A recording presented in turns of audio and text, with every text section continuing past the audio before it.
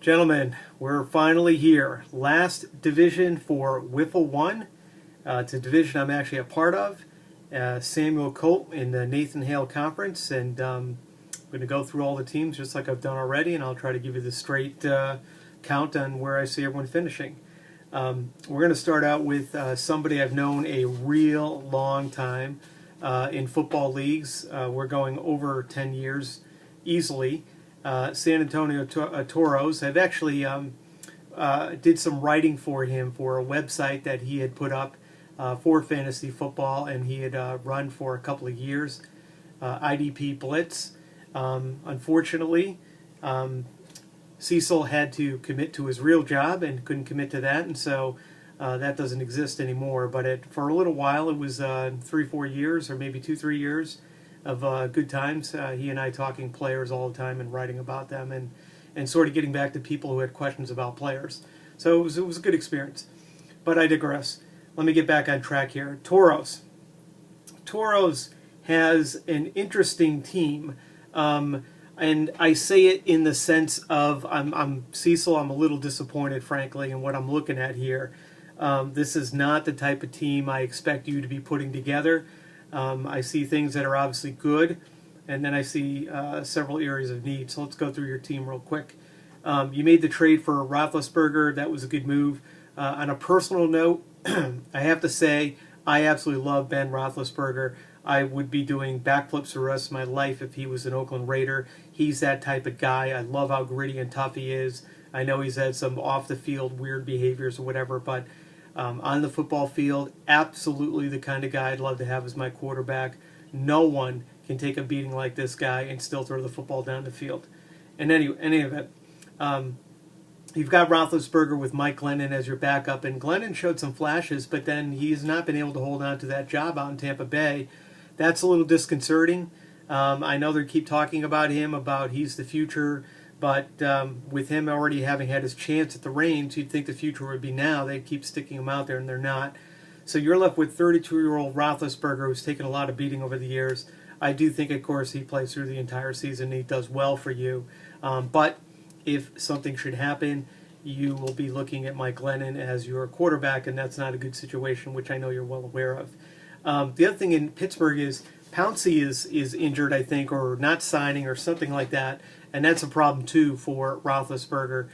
He needs all the protection he can get. That line has not been good over the years to him, so something to be worried about.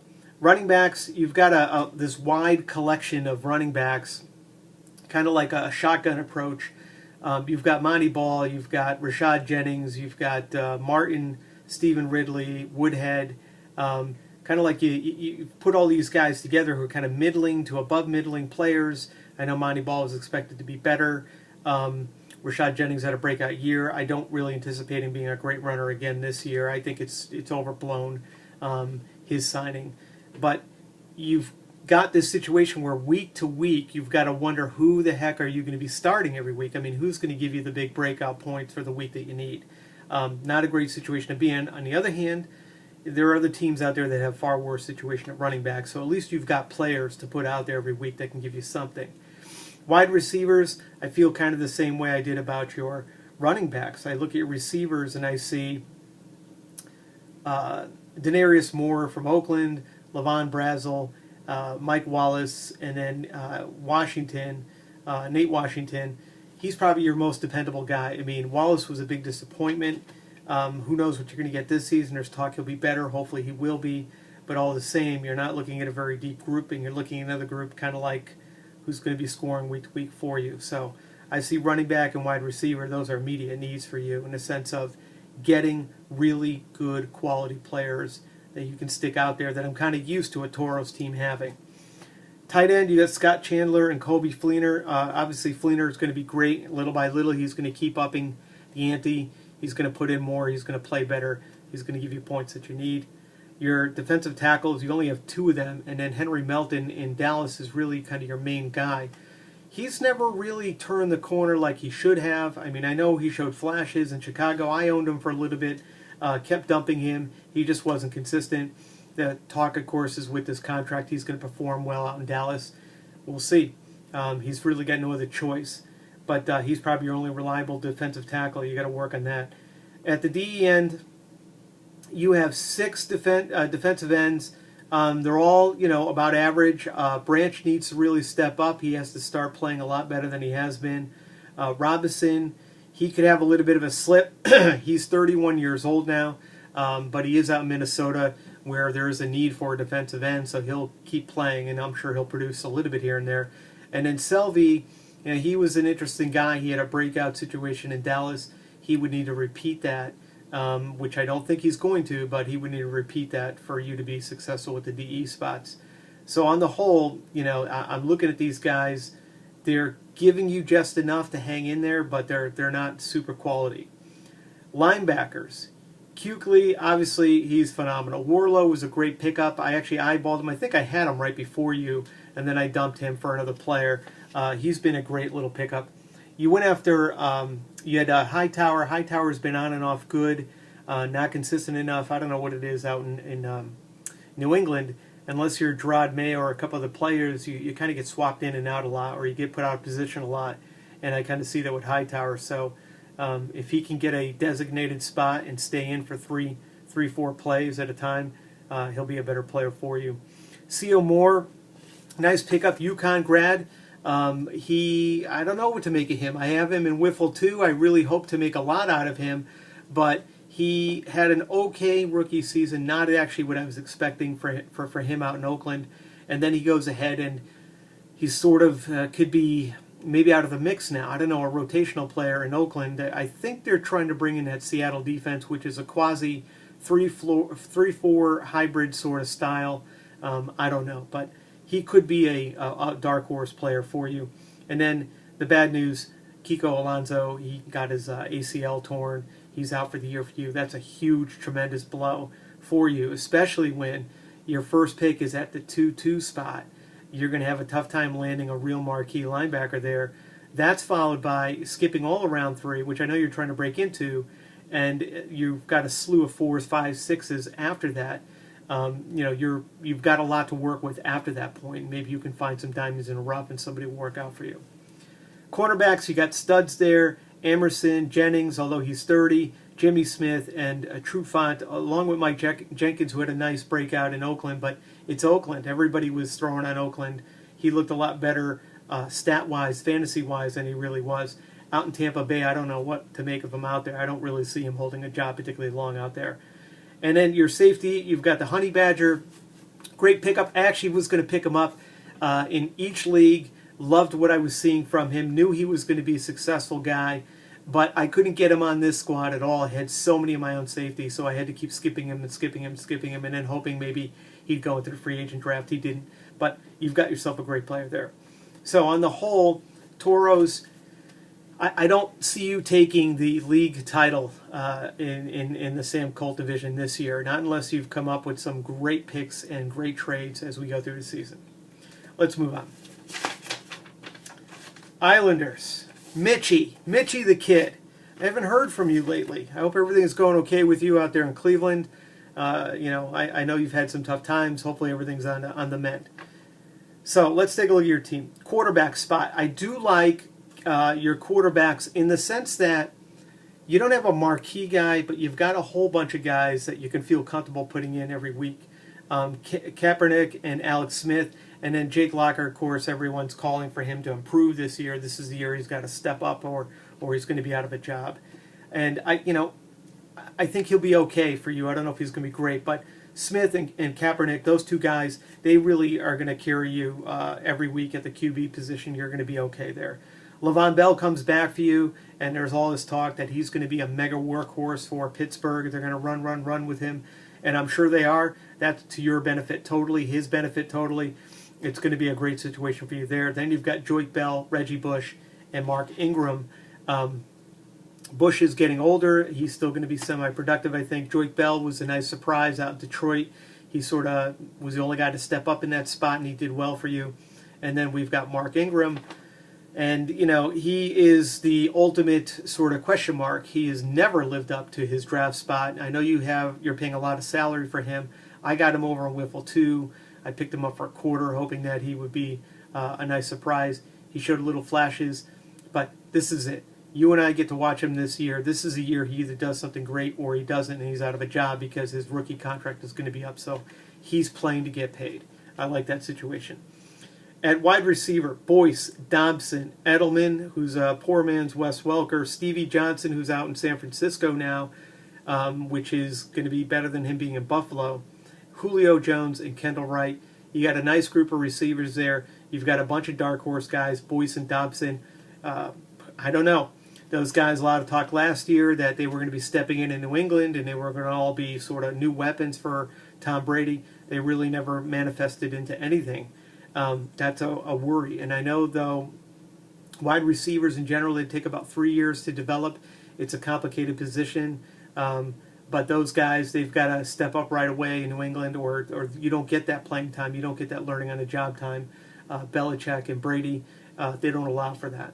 So, still, on the whole, you've got Le'Veon Bell. You got a couple of good quarterbacks. You've got Stevie Johnson, Julio Jones, Kendall Wright, and Edelman. I like that combination for you on the offensive side.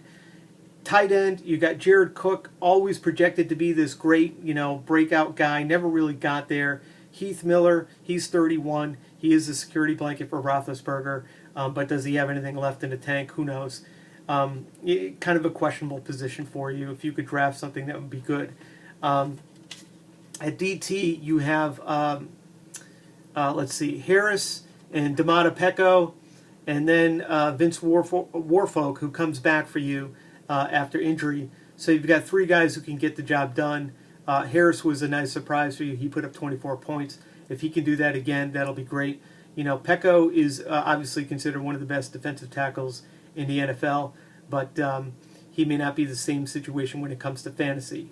He may be a sort of a step down because he's always taking on so many players and doesn't get the opportunity to make a lot of tackles or sacks. But still, if Vince comes back and he's in any type of decent shape, you can work with that. Linebackers, A.J. Hawk, he gave you 22 points last year, and that's good for him because he's never really lived up to his hype. Justin Houston, Ayers, and Hakeem Jordan kind of round out the rest of your group. That's a tremendous weakness for your team. That absolutely has to be addressed, or you're going to be missing out on a lot of points every week. It's not a great situation you have going on there. Cornerbacks, you have Arenas, Nolan Carroll, Chris Owens out in Kansas City. They're okay. So, we're really leaning towards, for you, you've got to work on that defense this year. You've got Cyprien, who you picked up last year. That was a nice pickup. Didn't have quite the breakout season I would have thought he was going to have, especially on a bad Jacksonville team, but he'll only get better. You're only going to benefit more from that. So, without a doubt, I look at your team. I like that offensive side a lot more than I like the defensive side, but you're picking at number 5 this season. If you're doing your homework and you're making sound picks, Mitchie, you're going to be in good shape. You're going to be landing key people you need in the linebacker spot. I skipped over your defensive ends. J.J. Watts and Cameron Hayward, 2 rock-solid guys you've got going on there. So you really have to worry about linebacker, cornerback, and maybe I would go with a running back wide receiver situation after that for you. But if you're concentrating on those other 2 areas on the defense, you're going to be a much improved team. Somebody I definitely got to worry about in the Colt Division. We all got to worry about. Let's move over to Driz. Eric, buddy, you're kind of a newbie to the league. I don't really know how old you are, but I get the sense you're a younger guy. We love it because most of us were older guys, in case you haven't noticed already. In any event, I can tell you, Mike and I have talked on several occasions about how impressed we are with the diligence that you do on our rules. And you've always been looking and you ask these innocent questions, which turn out to be pretty important questions for things that you need to understand and things that maybe we need to sort of either fix or make clear for our owners. So we do appreciate that. Let's look at your team. You've got some nice things going on here on the QB side. Robert Griffin and Romo, along with even, I would say, Fitzpatrick. That makes a nice threesome for you. That's not a situation you have to worry about. That's a strong thing for you. It's good for the Driz. At running back, you have Forte and Ryan Matthews, and then 3 other so-so, not a big deal type guys. But you've got 2 marquee-ish type guys that are going to run the ball hard for you. That's a good deal. you're good to go there. Wide receiver, you have Miles Austin, Andre Johnson, Kotchery, and Mike Williams out in Buffalo now. Outside of Johnson, this is not a good group and something you definitely need to be working on and improving. Miles Austin might bounce back, but I kind of doubt it. I think Terrence Williams moves back in, and Des Bryant. Frankly, Des Bryant is a freak of nature. He is kind of like Megatron. I don't understand why they don't throw to him every single play. He's that good. But I'm digressing again. Then, of course, you have Justin Blackman. I have Blackman, too, over in WHIFFL, too, and you and I are both in the same boat. When the heck is this guy coming back? Will he ever come back? And boy, do we hope so, because he is a 5-star talent that we need to be having on our teams. So, in any event, you're in bad shape there. Tight ends, you have 0. Literally not a single tight end in your squad. I actually don't know how that's allowed. It's illegal, but you should have a tight end there, so you've got to address that. DT, you've got Star, Lou Tulele, and Earl Mitchell. Lou Tulele is a rising star. You actually did something very interesting. I was paying attention last year, I think, and even the year before, but I think mostly last year. You went straight up defensive guys the whole way. You picked at cornerback, you picked at DT, you picked at DE. You made sure all your selections were on the defensive side of the ball because you saw that as a weakness. And, you know, that can be risky sometimes, or it can pay off in spades. And I think on the whole, it worked out really well for you. DE, you got Dockett. You know, he's in decline. He's 33 years old. He's not the guy he used to be. He's totally a rotational player at best. Jerry Hughes, he's 25. He had 9.5 sacks last year. Can he improve on that? He should be able to out in Buffalo. We'll have to see how he does. So that's a good situation. Charles Johnson, you've got a nice mega stud there. And then Sheldon Richardson, he was a fantastic pick for you. I had him eyeballed. I couldn't get to him. You did. It was a good pick. Your DEs look pretty solid on the whole. Linebacker David Harris, Laurinaitis, D'Amico Ryans. Love D'Amico Ryans, the ageless wonder kind of guy. He's out there doing it all the time. Hardly ever gets talked about. Good linebacker. Jarvis Jones is a dark horse. And then where I think you made a mistake, and I did talk to several owners about it, Manti Te'o was a reach. I don't think he's ever going to reach a level people hope he does. Maybe he will, but he's only really been about a 2-down kind of player. He seems to get lost in space, can't cover particularly well. On the whole, though, you've got 3 guys that you can put out there every week and you can trust, and they'll make points for you. And you've got Jarvis Jones as a sort of stretch, and then you got 3 other scrubs that are really not anything to talk about. Cornerback, you got Claiborne. Claiborne has not lived up to his pick, his draft pick or your pick. His salary is huge for you, but his numbers aren't there. Hopefully he'll get better. D. Milliner, nice pickup there. He actually had a nice rookie season, stat-wise, fantasy-wise. I know they're not happy with him out in New York, which surprises me. I think on the whole he's been okay. Kareem Jackson, he's on the decline. I don't see him really doing a lot for you. Josh Wilson, and then Terrence Newman, who's the ultimate journeyman. This guy has stayed around and been on every team, and he keeps putting up fantasy numbers for people. So it's okay. You've got 3 guys, Claiborne, Wilson, and Milliner, who you could probably count on. Maybe Terrence Newman's got another year in him after that. You're going to have to plug a little something in there.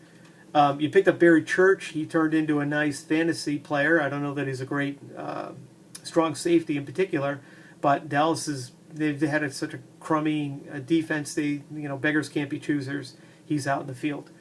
After that, you got Terrell Thomas, Reggie Nelson, and Harper. These are all older guys. Oh, I skipped over Burnett. You got Morgan Burnett. He's another good guy to have, though, out in Green Bay. So you've got 5 safeties, but 3 of them really are kind of not going to do much for you, especially as we go month to month and year to year. And then you've got 2 guys that you can hold down the fort. And really, at safety position, if you've got 1 guy, you're probably in good shape. If you got 2, you're in decent shape. You got more than that, you're fantastic. So wide receiver, tight end looks like what you're going to be heading after in the draft, but you're picking at number 11, so it'll be interesting to see what you come up with, not after round 1, but after, I would say, round 2. All right, Islanders, Driz, Toros covered. That would leave the co-commissioner, myself, left. So the Rooks, what can I say about my team? I love my team. I feel I've got this great team, but every time we get to those playoffs, something goes wrong. I just can't seem to find enough points to get through and win it all. I've been in the finals. but I haven't been able to take home that grail. So that's a little hard on me, but hey, it is what it is, and that's what I love about this league, and I love about working with you guys. Let's talk about my team quickly. I've got Stafford and Wilson at quarterback, so I'm good there. Always hoping Stafford will get his head on straight and learn not to throw recklessly. If he can do that this year, I've got a real great year coming out from the quarterback position, I hope. Love that Stafford remains very young and very manageable with his price. At running back, I've got a nice corral of running backs. I mean, Rice, he probably won't be there a good part of the season, but I got Pierce as the backup. I'm not worried. I've got AP, best running back in the league, hands down. I've got Lynch, who's a beast. He's probably the second best in the league. I've got Edwin Baker making some noise. Not great noise, but some. I got McFadden, Bryce Brown. Those are kind of my wild card guys. I don't expect a ton out of them, but we'll see what happens. And then we go over to the wide receiver side. I'm hurting there. I lost Josh Gordon, who was the best wide receiver in the NFL last year. Was expecting to come in and actually repeat that this year, and instead he is going to be out for the year, it looks like.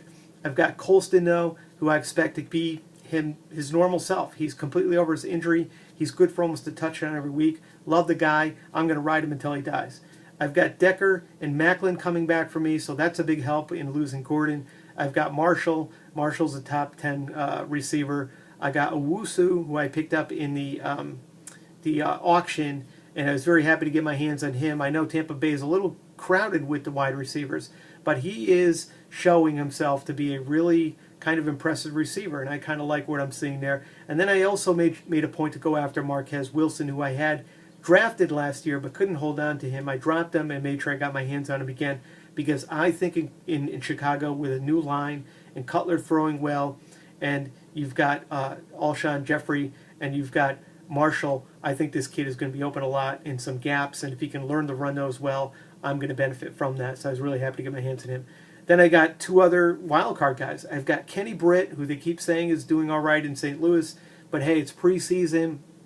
They have to say that kind of stuff no matter what. They're always talking up their guys. And then I got Derek Rogers, who I like out in Indianapolis, but he just can't seem to live up to his ability. If he can, I am going to benefit. He showed it in 2 games last year. He was incredible, and then completely faded away. So I don't know what I have.